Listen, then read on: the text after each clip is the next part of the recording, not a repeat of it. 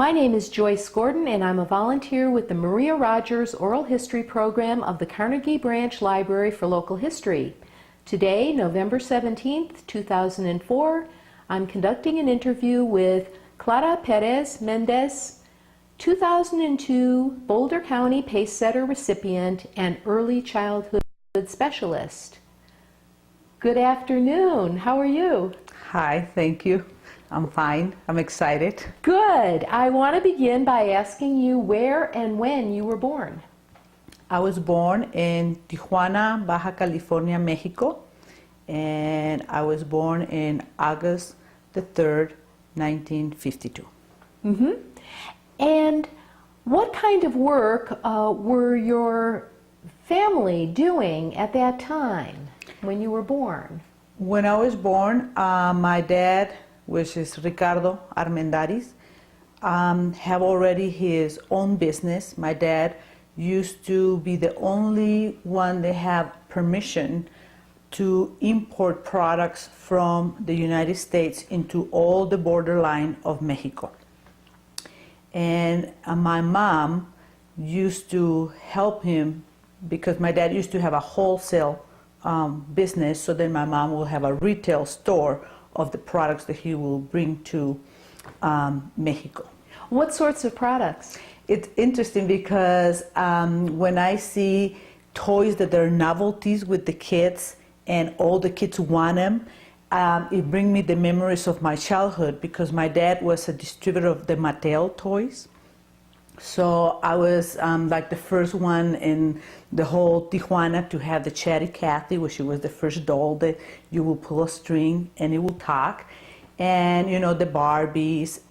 One thing that I remember vividly, it was when the hula hoops were in, and there were, you know, the big hula hoops, then you have the little hula hoops. So I remember walking in school with 3 hula hoops and be like the master of knowing how to do it. And that's the kind of business my dad had, but had an incredible impact in our home because, you know, I look back and said, wow, we were so fortunate, you know, to have a dad that will sell all those kind of neat toys. Uh-huh. I bet you were known as the child who had all the toys at home. Yes, I was very popular in school, put it that way. Mm-hmm. Yeah, and as you can see already, you know, being born in a border town, the influences that we had from the you know, main culture of the, you know, there was the border in the United States, and also how we were, yes, raised in a border very far away from the core of Mexico City, where the traditions and the foods and all the spices and all the things that we didn't grow up with them because we were so far. So when I was little, my dad always also used to tell us that we were very lucky to be born in Tijuana because we always had the best of the United States and we had always the best from Mexico, and we created our own world by living in Tijuana. So I always grew up feeling that we were actually special because we were border town kids. We had a different upbringing than the rest of the kids in Mexico or in the inner Mexico. And did you go to the United States pretty frequently at that time? Very often, 3 times a week. You know, I didn't go when I was young to school in the United States, but it is very common. Right now, actually, it's a big influence, and it can be called also an issue in the schools in the border towns because the kids cross the border, go to school, and then cross the border back in the afternoon to live with their families in Mexico. And for some you know, teachers, that is considered a problem because, you know, they don't belong here in this community. They keep coming. They, you know, they talk about parent participation being low. So it is a culture by itself when you live in a border town. Do you remember what your impressions were of the United States when you were a little girl? When I was a little girl, you know, honestly, I don't remember thinking, you know, they were better, we were not, we were better, they were less. We will just know that you needed to have a special plastic thing called mica that will allow you to cross the border in the car to buy goods, groceries, sometimes even visit a relative, and then you will come back. But it was never something that will be present in our lives every day. It was a part of the living in that time in Tijuana. Now, times are different. Times are very, very, very different. And sometimes I get very sad about all the restrictions and all the security that we have now. I was raised there, and now when I go and visit my parents and cross the border, I even get intimidated, frightening, and I feel like, why do I feel that way? I used to do this in a regular basis as part of my childhood, but like my mom reminds me, times are not the same, Clara. So that's why you feel the way you feel. We're used to it. We deal with this every day. But for you that you come and go and not as often as we do now, you notice those changes. You analyze those very internally, and you see those sad differences, because for me are sad differences that we need to go through so many protocols and so many laws and so many scrutinies of, assessing who is this individual in order to just cross the border, even just to go to Disneyland. As wonderful as Disneyland it is, and as harmless as it sounds, it is a process to be able to enjoy that. What was your process of moving to the United States? How old were you? When I moved to the United States, and let me go back a little bit just because I think it's an important piece of my heritage, is that my dad was born in La Union, New Mexico, in a very small rancho in New Mexico. Then he moved to LA with his parents and his sisters, and he was drafted to go to World War II. When he came back from World War II, he just had odd jobs. He finished high school, didn't go to college, and he realized that was not the kind of future he wanted. So he have heard that in Tijuana there were very good opportunities for business. So then, as an adventurer, as a young man, went to Tijuana and started networking to start a business. And as I mentioned earlier, he was very successful. Then during that time, his family started coming and joining him in Tijuana. As interesting as it is, and probably not a lot of people hear about this, but he then became a Mexican citizen because he felt that if he will own a business and if that land, that country was good to him, he wanted to have everything by the law and become a Mexican citizen. Also, a lot of people don't know that it's not easy to become a Mexican citizen, okay? So that's why people get very surprised, like, wow, everybody wants to go to the United States, and here's your dad in way other times coming into the country, becoming a citizen. Then, he met my mom. My mom is a native from Tijuana, and I'm the second generation, and my son is the third generation natives of Tijuana. The name of my mother is Carmen, a wonderful woman, and both of them are alive, and they live in Tijuana. And my mom, the side of my mom family, they used to have an ice cream parlor in town, and that's where my mom and my dad met, and they got married. And the story is short because I have an older brother, my brother Daniel, which is a urologist, and he resides in Tijuana. Then I'm the middle one, and then my younger brother named Ricardo after my dad, and my younger brother have taken over my dad's business, and we just live in Tijuana like any other normal family. I meet this wonderful guy named Ivan, which is my husband. We got married in 1971. We were fairly young, but in those times it was the norm in our culture. You know, it's not happening that with our kids here, and I'll talk about those differences in a minute. So I was 19, he was 21. He was at the Tecnológico de Monterrey doing his engineering schooling. And we got married before he finished engineering school, which was very unusual also in that time. But we decided that it was time, we got married and all that. We went and lived in Monterrey. We had our daughter, Clarissa, that right now she's 31, going on 32. And he finished his bachelor's degree as a mechanical and electric and mechanical engineer. And immediately after that, they offered him in the same Instituto Tecnológico de Monterrey to do his master's degree and teach part-time.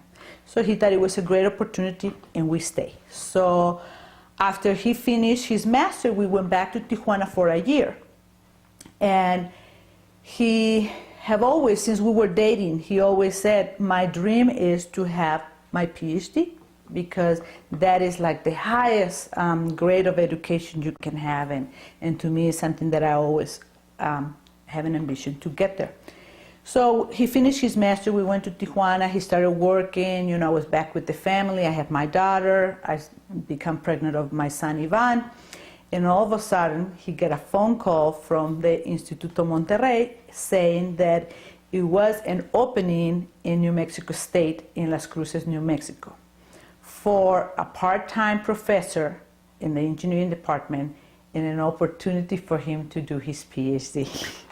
So when he told me, he said, and I remember vividly, he said, Clara, you have been raised in a border town all your life, but you have never wanted to learn English. He said, Clarissa is 2.5 years old. I don't think she's going to have any problem. Ivancito, I was probably 6 months pregnant of him, said, we can't worry too much about Ivancito because he will fit in whatever the decision we make. And he said, and you know how I feel about it, but I know it's going to be really hard for you. But then I thought, it's been his dream.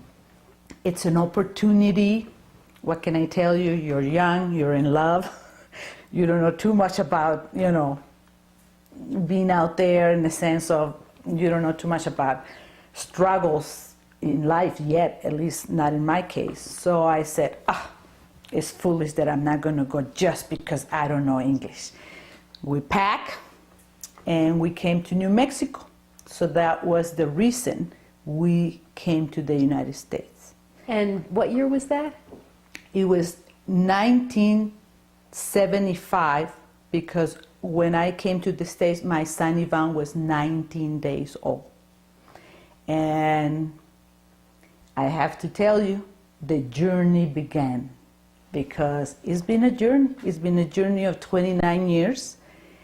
And my son is like the clock, the mark every year. You know, when he turned in his birthday, I know that 2.5 weeks later is like our anniversary to be here. Interesting enough, like a lot of families that I know here in Boulder County, they have come from Mexico. We came to Las Cruces saying, we're just going for 4 years. You know, after we finish school, then we come back.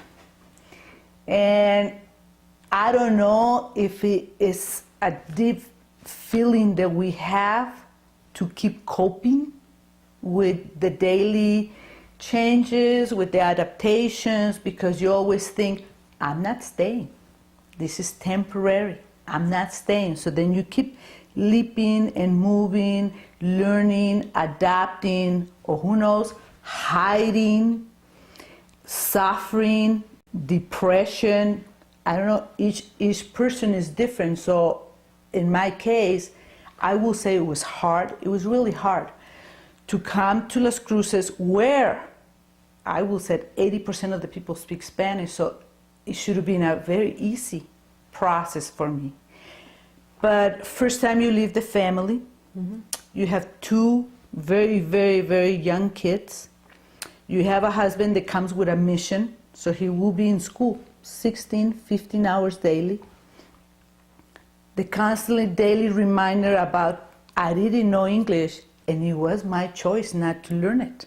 So it was really hard to know every day that I didn't make the right choices when I had opportunities to change that when I was young.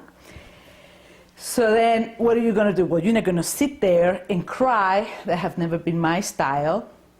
So you just move along, move along, move along, and you do the best of what it is that is out there, you know, and get up and try to participate, try to see how you can belong, you know. So my husband have always been very supportive in the sense that he knew I was lonely, he knew it was not easy, he knew he cannot be there to support me all the time. And on the other hand, he knew I was a strong person. So he needed to leave me alone also to see how I'm going to deal with the whole thing. So I hear about these English classes in the morning, and you can just go, they were free, and they will have a daycare. And I thought, Clara, if you don't go, well, I don't know what else you want. So I got myself very brave. I went to, it was a church, so I walked and I said, well, I'm here for the English classes, and here are my little 2 kids, and they were instrumental for me to feel that I was starting to belong in the community. The community of the university at the Department of Engineering obviously was another core of support, but people were already established in the community, so I was like add on to them. And yes, they welcome us, they invite us and all that, but it was not a connection that I had like in the English classes, because we were all there in the same situation. And right there, that was our bond. Even there were women from Africa, there were women from China, there were women from all over that were in the university. Well, we didn't care. We have something in common. We were alone, we have kids, and we didn't know how to connect with the world or new world. So that to me was like my survival. Then I have 2 friends that have been, we're still friends. After 29 years, we see each other all the time. But they said to me, they were Anglo, they speak English, but they were away from their family in Las Cruces with the same age as my 2 kids. So one afternoon, they're in the stroller walking in our neighborhood, and I'm in my stroller on the other side, and my daughter said, Mommy, mira, look at that little girl. And I'm going like, keep walking, Clarissa. We don't speak English, keep walking. And she insisted that we will greet them. So they greet us, so we greet them back. The next day, my friend Mary came over and knocked on the door in my apartment, and I still don't understand why she sicked me, you know, and she knew I didn't speak English after the first time. We will draw things in papers to communicate, we will point at things in the kitchen, but then we will turn our chair and the 4 kids will be playing beautiful. They didn't know that there were differences between us. There was just 4 kids just playing with Legos and having a great time. So we would look at each other and said, they need each other. But deep inside, we also needed each other very much. So she was also instrumental for me to feel that I was starting to belong in my new place. Now, Las Cruces, you say, was maybe 80% Spanish-speaking, the majority maybe Spanish-speaking. Why did you summon up the bravery to learn English? And what does it take to have that bravery? Well, you know, I don't know if I would call it bravery, you know. It's a step. But I had the opportunity to learn it well in a border town. My brothers knew how to write, read, and speak English at a young age, but it was not something that I had that interest. So when I needed to do it, it was merely by necessity. I went to my first appointment with my son for his first immunizations. And when I called and made that appointment, I said, his name is Ivan Perez Armendariz. Well, they ask you 300 times to spell Armendariz because it's a very complicated long name. And until I got to the visit, and I have already talked to the pediatrician, don't ask me how, between the two of us. But then when he's ready to look at my son and he took the diaper off, and then he said, "Oh, it's a boy," he said. And then I'm thinking, oh, probably he thought it was Ivan, because here you say Ivan for girls. And in that moment I thought, this is dangerous. I mean, he's going to do something to my kid, and we're not even clear that he's a boy or a girl. How about if this can be an emergency? How do I will go about it? And I know that in an emergency, my husband will be on my side, but these are daily routines that any mother goes through, and for some they have the domain of the language, it's no big deal. But when you don't have it, and you start looking at things that can be very confusing, and you're not making your message cross, is when I said, I need to get good at this, because this can be very, very dangerous. So it was like a mother instinct. This was not good and enough for my kids. How long did it take you to get good at it? A long time. I don't think I'm there yet, put it that way. Ironically, I can't believe you're interviewing me and I can say that I didn't speak English, because something that I do now in my life with my business and with the experience that I have is that I do public speaking. And that to me is something that if you would have said to me in not even 1975, 1980, 5 years later after I was big, I would have just laughed and said, oh yeah, and that's, I think, the beauty of the process. That sometimes we judge people in the moment that they are, okay? And we don't see them, or we don't pursue to see where they are 5 years later, 3 years later, because we all change. We don't get stuck in the same place ever, So I even look back and it's like, who was that Clara that was so frightening and depressed and afraid to answer the phone when I came to this country? Now I look at myself and then I look, wow, I still have a long way to go. I'm not done, But the thing is that everybody goes through those processes. But sometimes we're very harsh on judging people when we have the first impression. And we don't stop and think, this is hard for them. But what are they going to be doing down the road? How are they going to change as the time comes by? Because we do change, especially if little by little we'll realize we're staying here. This is where we're going to be. And when your husband was finished with his doctorate, you did not move back to Mexico. Did you move to Boulder County at that time? When he finished his PhD, we went to Mexico to look at the work field for him.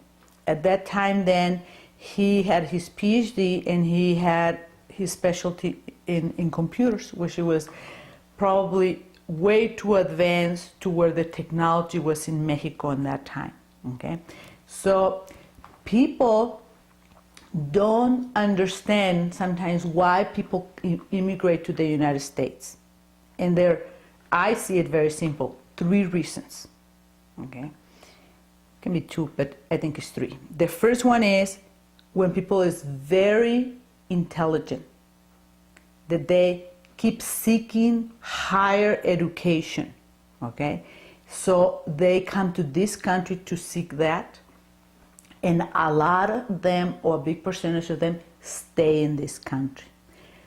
It's a population that you don't talk about them, because since they come here with very good English, very good education, we blend in the society very fast. Okay, we're good consumers.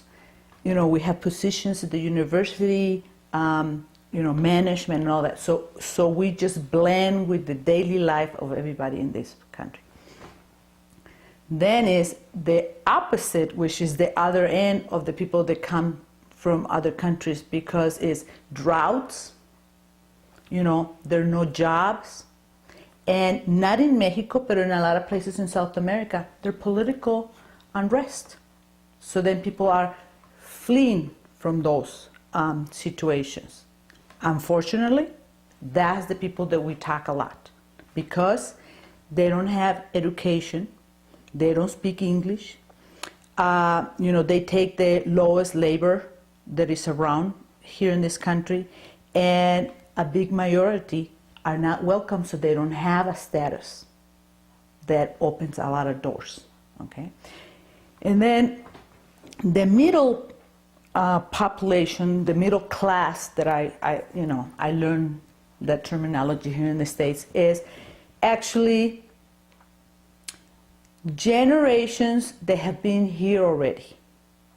Okay, and because they're established, then they open the door to a relative that is already a middle class in their own countries, and they do have education or they have skills, and they can come with a status because they sponsor them. So that to me is like the composition of the migration in the United States. But unfortunately, we always talk about the lower class in the sense of the workers, the undocumented, and that population take longer to assimilate into the culture of this country. Mm-hmm. Were you hoping when you went back to Mexico that you would stay there? Were you anticipating that you would stay there? No, we went back and we only stayed for a few weeks. And then we actually visited with our parents, talked to them, and we said that we were making the decision to stay here, permanent, because we had offers also to stay permanent, and we had our process and all that. So we stayed one more year in Las Cruces, New Mexico, and then my husband was full-time professor. And that he came to actually Westminster with AT&T. That time was Bell Labs, then AT&T, then Avaya, and it's just been changed into a lot of names. So interesting, because we told our parents that we had an offer from AT&T, and that we can choose where to go. We can go to New Jersey or we can come to Colorado. And my dad said, New Jersey? Well, might as well go to live to Europe. He said, you're almost on the other side of the ocean. It will be easy for us to visit you more often in Europe than in New Jersey. And I'm never going to forget that, because we didn't choose New Jersey for any other reason except that it was far. It was far from our home, from our parents, from what is our home. And Colorado felt closer, a little bit more easy connected, either for them to come and for us to go. Mm-hmm. Even professionally, New Jersey was the best place for my husband, because research was, the area in the areas of AT&T. But we stay here. We live in Westminster for 3 years. Because even then, you couldn't afford Boulder. And so we were like coming from New Mexico, where they're giving you the land so you will build a house, to here in Boulder. We were like, oh my gosh, what are we going to do? So we compromised. We live in Westminster for 3 years. And then we started building our house. I think it was 1983 when we started building our house in Boulder, North Boulder. And since then, until the past 20 months, we live in that house, and we were, Boulder residents. Now I'm from Boulder County in Longmont. So. And did you continue your studies in English all this time? Well, you just have to, because, during that time, even in Las Cruces, my husband always have known that I'm always very interested in crafts and learning and being involved with people and all that. So he thought, if I take a jewelry class, first I can get out of the house and he will come and stay with the kids. Second, I will have to use my English. Even I said to him, well, what am I going to learn? Words to make jewelry, components to creating a piece, And he said, it's okay. You're going out and you're going to have to talk to people. You're going to have to sit and just chat with whoever sits next to you in the chair or in the lab or whatever. So I registered and I started. So you never stop learning, because then that was the need. Then it was the lingo of the kids' language, you know, the things that they're learning, the few words in a book to be able to read them, you know, things like that. And now, as I keep growing, then, you know, the professional English-ish job, if each, how can I say, agency have their own words to describe things. So the more involved I become, the more then I have expanded my vocabulary, you know, and I'm not afraid. Like, I know I make mistakes, you know, but I can hear myself now better, and I should not say that word. I should have used something else. Or I used a verb that is in the wrong sentence or time. So I think learning English is a never-ending process, and it comes easier and easier and easier. But I wanted to ask you about the obstacles and the challenges you faced trying to integrate into the Boulder community in the early 80s. I was reading a book called We Too Came to Stay about the immigrants who came up from Mexico and settled mostly in the Longmont area, and many of these people talked about a good deal of discrimination, including in the early days signs in businesses that said white trade only. Now, we didn't have that in Boulder in the early 80s, but what did you experience along those lines? Well, it's interesting because, you know, I have never experienced that, you know, and it's not that I didn't come to Longmont, you know, I knew Longmont was here. I would come to buy products that I needed for my meals that were not available in Boulder in that time, you know. So, but, you know, when you talk about discrimination in the sense of us coming into the 80s in Boulder County, the extent of people that will make comments sometimes, it will be like, are there a lot of Mexicans around Boulder? Okay, that would be to me kind of like the comment that people, and it will give me an idea either, well, they don't connect with them, so they don't know they're here. So my answer will be yes, there are, you know, quite a few Mexicans in Boulder. And I used to say, have you heard about People's Clinic? Okay, because in that time, People's Clinic was created to be the clinic for the Hmong families that were coming from the 1975, 1978 from Vietnam as refugees to this country. And little by little, well, San Juan del Centro, the apartments, the complex and all that. So San Juan Clinics, which is a satellite of People's Clinic, was like the community center of the Latino migrants, you know. So then it was the preschool with Brenda Lyle, which Brenda is also a legend in this community. And, you know, so at that time I used to work with my husband. He used to have his own software firm here in Boulder, and I worked for him. And for a while, I felt like I was not getting my personal needs met. I mean, working with computers is not something that I connect to well. I'm a people person. So I read a little ad in the Daily Camera, and it says they were needing somebody that was a Spanish speaker that have a knowledge of child development, and it was only 16 hours a week. And I thought, oh, I see my name written all over. So I cut it. I talked to my husband. He said, go. If they give it to you, I can live without you for 2 days, and, you know, we can figure out what to do. So I got the job. So I not only knew about San Juan Clinic, I was part of them.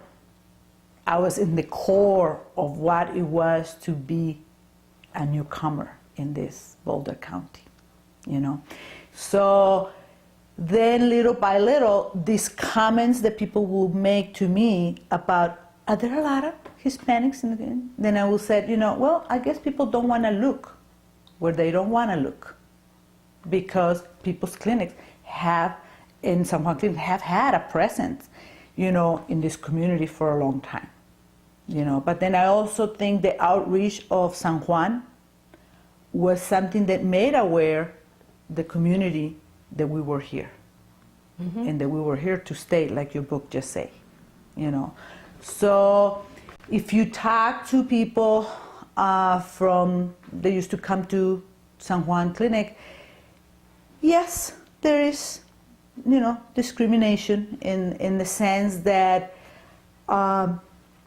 being ignored, it can be a way to be discriminated when people don't see you, don't hear you, but you're there.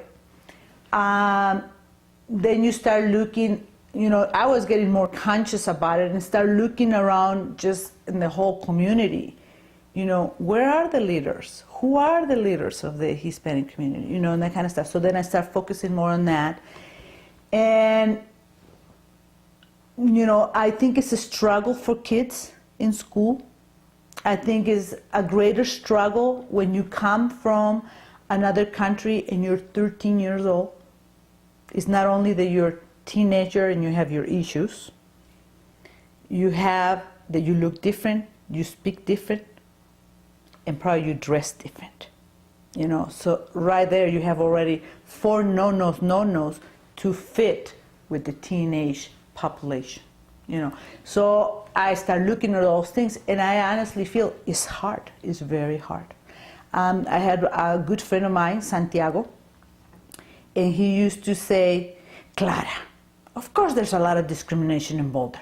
He said, I walk in a sidewalk at 10 o'clock at night, and any woman that comes on that street will cross the street. And then I will say, ay, Santiago. And I said, yeah, and they're not crossing the street because they need to get to the store. They're crossing the street because I have dark skin, I have dark hair, I'm alone, I'm a male, and it's 9:30 at night. And he said, I wish to say to them, I'm a nice guy, you don't need to cross the street, don't be afraid of me. So yes, people will say, my kids in school, when they were little, we used to say to them, Boulder is a la-la land. You will never know what it is to be discriminated because you don't live in a big city or in a big place where there are more communities that are competing for things in the presence, making statements and all that. But when you go to college, you're going to realize that you got a very good education in Boulder, that you have great friends in Boulder, that you are prepared to face the world, but until you are there, you're going to start seeing the differences in the sense that it's shelter. Boulder is shelter into a point, and on the other hand, this blindness, colorblind, also is there, but people, at least they look like they're nice to people, but I don't think they reach to people. Why do you think they don't? Well, I don't know. I sometimes feel, economic or social have a lot to do of how people interact with other people. So, we are in a position that we're educated, we come from an income that we can relate equally with a lot of people, So I think we have those advantages that then we can say, you don't want to be my friend, it's your loss, not ours. We have a lot to offer. You're going to learn from the richness of our culture. You're going to enhance your life by being part of us. as much as we're eager to be part of yours. Okay, so it's this kind of like a negotiating situation. When you're in disadvantage in a lot of areas, you don't have nothing to bargain with. So then you're more vulnerable that people gonna look you down. And it's easy to do that when you look at somebody down. You have that power to, you know.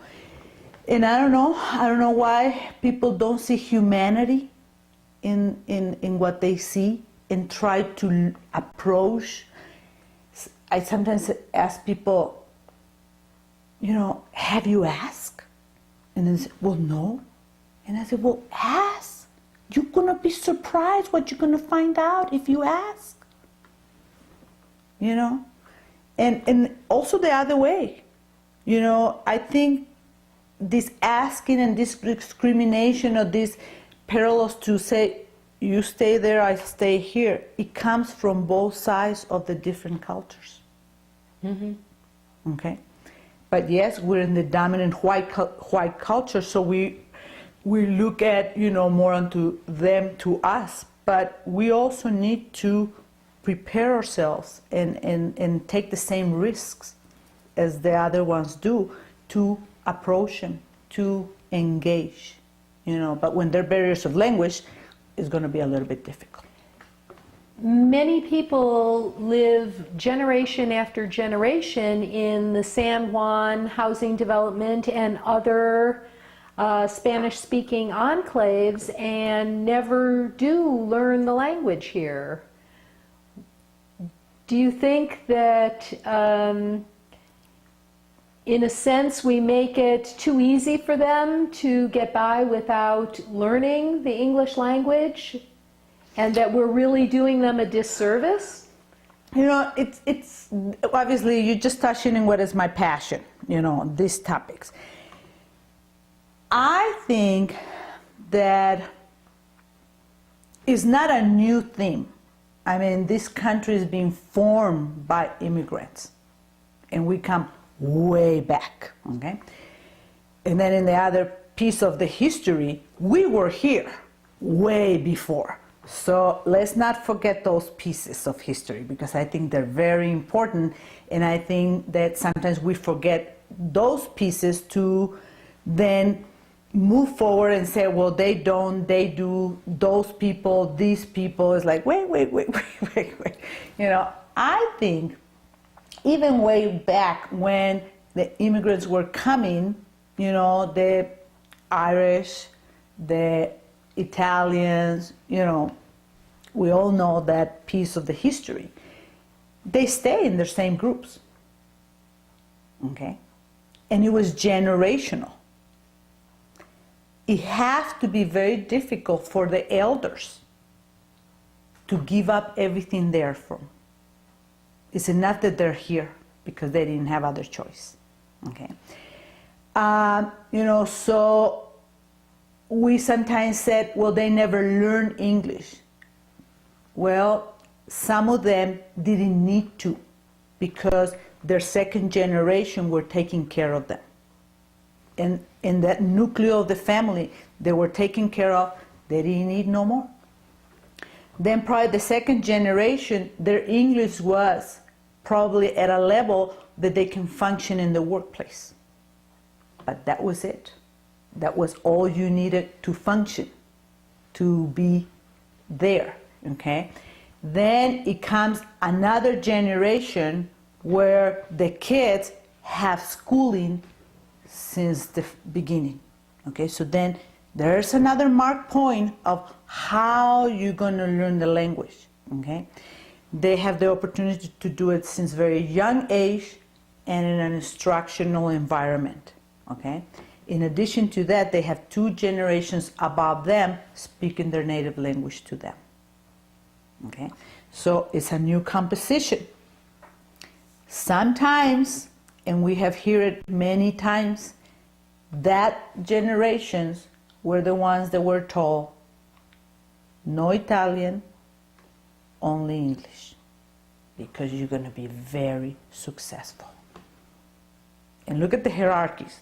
The ones that were just there, the ones that struggle and survive, but now we want the next one to become, teachers, lawyers, to take advantage of all those wonderful opportunities. So English looked like it's going to be the way that they're going to be successful.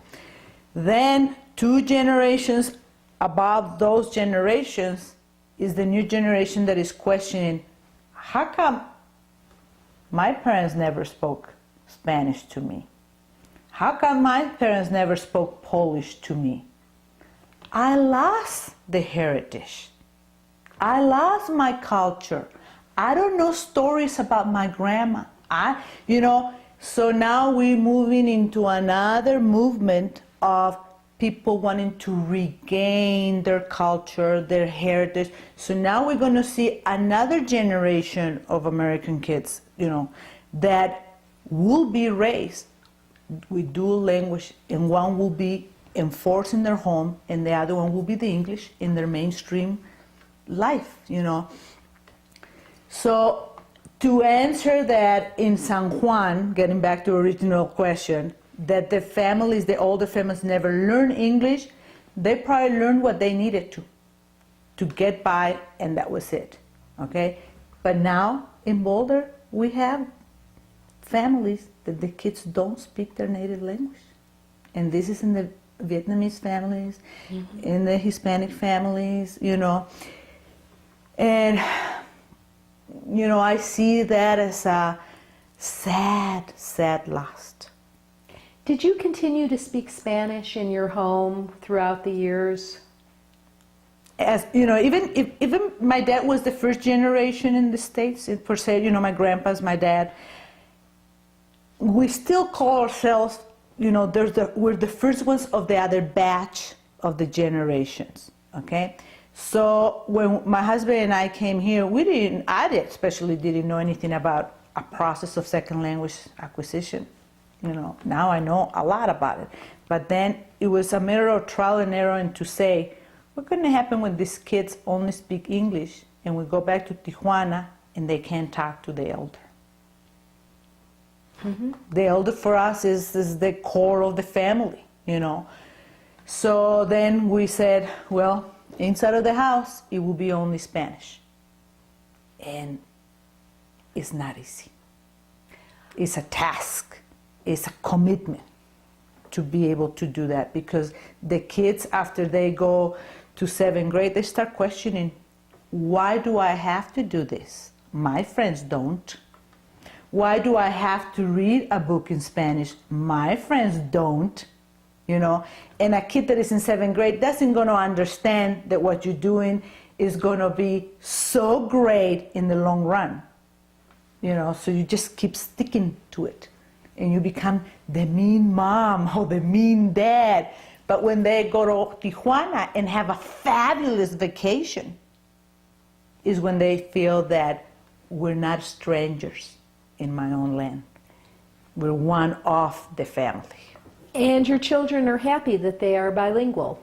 Well, Clarissa for a while was quadringo, 4 languages. So she speaks Spanish at home, English in the school, French in middle school and high school, and then Japanese in college. Okay. My son had Spanish, English, and French in school, and he just did it because he had to. He never used it. Okay. But now, their goal is that they're going to do the same thing with their kids. So for us, it's like the biggest heritage we can give them. Education and their language. I'm wondering if there might be cultural differences also with the idea of what it means to be successful. In the United States, it's very commonly perceived that success means material wealth. And perhaps in other cultures, a sense of a strong family and other things constitute being successful. I wonder if... Interesting that you asked me about the family values, because we left everything. So I feel like even funny talking about that. We left our family to pursue something new, a dream, something that will provide us a better living in the long run for us and our kids. So even that I have always been far away, I never feel far away. I'm always connected to my parents, to my brothers and stuff like that. And I think that that fear, but then it's also part of understanding who you are and what are your values and what you stand in. I don't think I'm less Mexican because I function perfectly in my world. I actually feel like I touch people with my inner values, and I get touched with the values with the people that I am. So it can be a myth, that people think that way, or it can be something that also generational is changing because people know who they are, and it's not going to affect the core of our family. I mean, I think we have a very solid family, have had very solid family, even we're only 4. The respect, even curfews, my kids, they knew what were the limits in this house and what they couldn't pass over. So I think you bring that since a very young age in what you want for the future of your family. Mm-hmm. So I don't know if I answered the question, but I can say that, yeah, it's a myth. Sometimes you can say, oh, well, but it is going to change the structure of our family. Well, not necessarily. I don't think so. Mm-hmm. If you really stick to your values and your vision, you can have the best of both worlds. Can you talk a little bit about the connection between language and culture and how some people might have a reluctance to learn the language because they might feel that they're giving up some of their culture and some of their identity in that process? I think, getting back to your question about the family, something that I have seen that it happens, and I have seen it, is the generations that have said to the kids, you only learn English, okay? What happens is, as the kids keep growing and they understand the language of the home, the receptive is there, but the expressive is not there. Okay, so then they're learning English. The mom will say them something in Spanish and they will answer in English, which means they understand the message. But what happens after they keep growing, and teenagers' times are very difficult for a parent, any parent, okay? So that's where I see that the families then can crumble. Because how are you going to connect with your kid if there is a barrier between you two because the language? So in that context, in that piece, it can be detrimental for a family. Yes, so it's a complicated. It's not an easy topic to say we have easy solutions for. Mm-hmm. And also something that we need to know is that each family is different. There are no services or formula that we can put it and it will work in all the houses. Each family make decisions for different reasons why they want to do what they want to do when it comes to language. And when you were working at San Juan, you saw a lot of families, and did you have a vision that you could really make a difference in the community at that time? I said this is my passion, but I never know it's going to turn into like my crusade to go around knocking on doors and talking about this to parents. But, I love it. And I've been also very, very fortunate to, when I was talking at the beginning when I live in Las Cruces, that my friend Mary, how she was instrumental. Here in Boulder, I have people that have been instrumental in my formation of my adulthood career. And the first one I should mention is Audrey Franklin Fisherman, which is, I don't know if I said the word, a philanthropic person that love everything that have to do with humanities and the quality of life of human beings, regardless, okay? So when I met her, it was through my husband, her husband, they used to work together, and that's how I got involved in Safehouse. And I used to say, Audrey, what am I gonna do? And she said, you come, there's a lot of work to do. You come with me, come to the meetings, listen what it's all about. Yeah, came home to my husband and I said, can you believe it that they don't have any questionnaires for intake in Spanish when the woman is in crisis?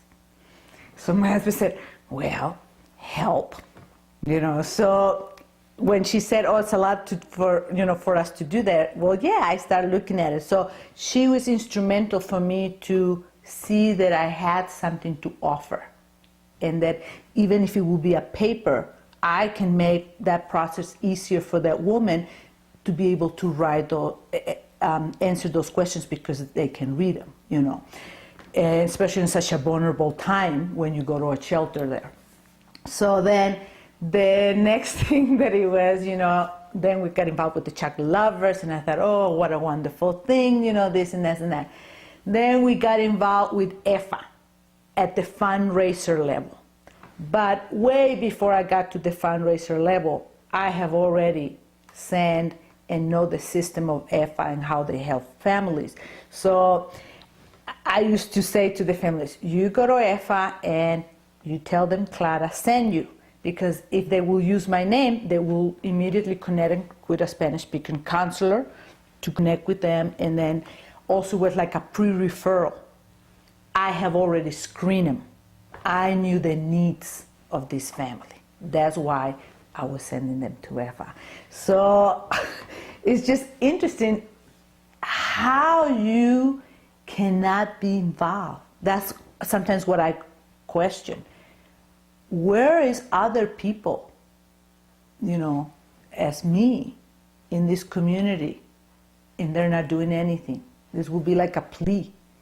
Get on board. It's a lot of work. There's a lot of things that we can do to make the difference in the life of kids, mothers, fathers, teenagers, newborn babies, you name it.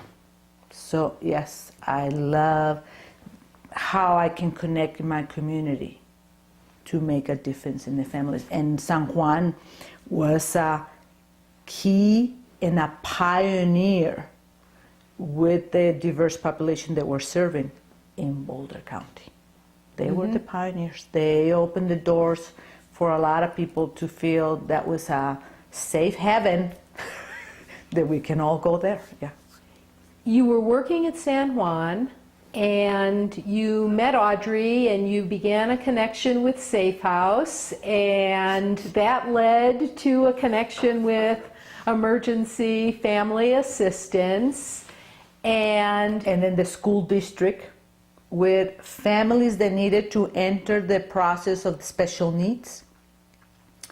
So they didn't have anybody that can explain the process, the legal ramifications of it. So I think I started working for the Boulderville School District 5 hours a month. That was the need then. Right now, if they can help me beyond what I give to them, it will always be work to be doing, connecting families, working with families, providing services. So asked me with Blue Sky Bridge was like another organization that we got very involved with, Movable Feast.